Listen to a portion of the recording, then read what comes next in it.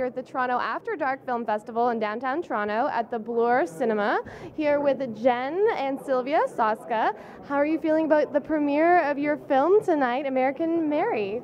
I'm really excited and really nervous, I guess because it's a Canadian film. The cast and crew is all Canadian, and this is our Canadian premiere, so it's always a little more important what people at home think about you. I'm not nervous at all. Canada, I love being back on Canadian soil, so I'm just super psyched to have our Canadian premiere at Toronto After Dark because it's a fucking amazing festival. No, that's the thing. We're never feeling the same way. I'll be like super nervous and she'll be super chill. Like, nah, it'll be fine. Who cares? In LA, I was super nervous, but you just didn't give a shit. No, I knew they'd like it. Here, I don't know. I don't have the same confidence. Here, I know. I know here. Oh, good. What was the inspiration for the making of this film?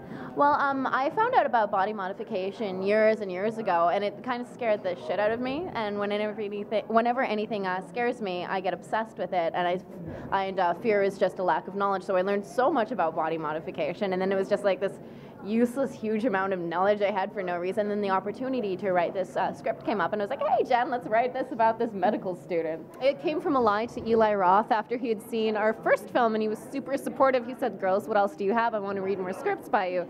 So he was so kind, we thought, let's lie to him. We sent him a list of things we were kind of interested in writing about, and the topic of American Mary was the first one. He said, send me that one. So we lied and said it was ready and said we were checking for spelling mistakes, and 2 weeks later we sent it over to him. We've since admitted it to him. You'll see that the movie's dedicated to him because he was a very nice mentor through the whole experience. Yeah. What is body modification? Tell me a little bit about that.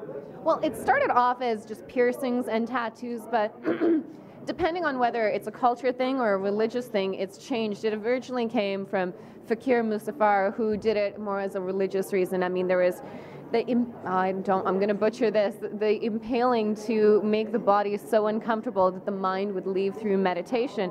And then it was extreme corseting and waist training. And now it's evolved to tongue splitting, voluntary amputation, 3D implants, teeth filing, and all that. Modification, you forgot the good one. Genital modification, the popular one. But the first knee-jerk reaction would be like, oh, gross, that would be horrible. But these guys are very self-aware, very aware of their body. A lot of them don't do any kind of drugs or any kind of alcohol because this is the way they express themselves. So not to say anything ill about drinking alcohol. No, drinking's fine. But we wanted to make sure that we represented them as the people that they are and had a very honest look at them because at the end of the day, they don't take their prosthetics off. This is who they are every day. So I think we did a good job with that. I think so. And what was it like working with your lead actor, Antonio? Antonio was wonderful. He came in and we asked him if he had a resume or a headshot, and he said, I don't do that shit.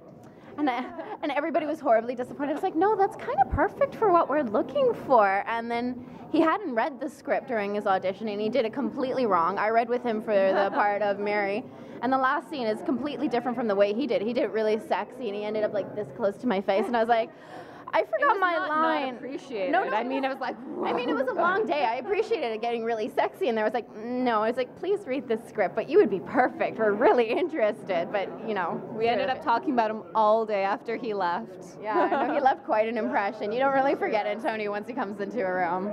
No. And where's the best place to find out more information on you and on the film online? We are social media whores. We're Twisted_Twins on Twitter, and we're always on there. We have a Twisted Twins Tumblr.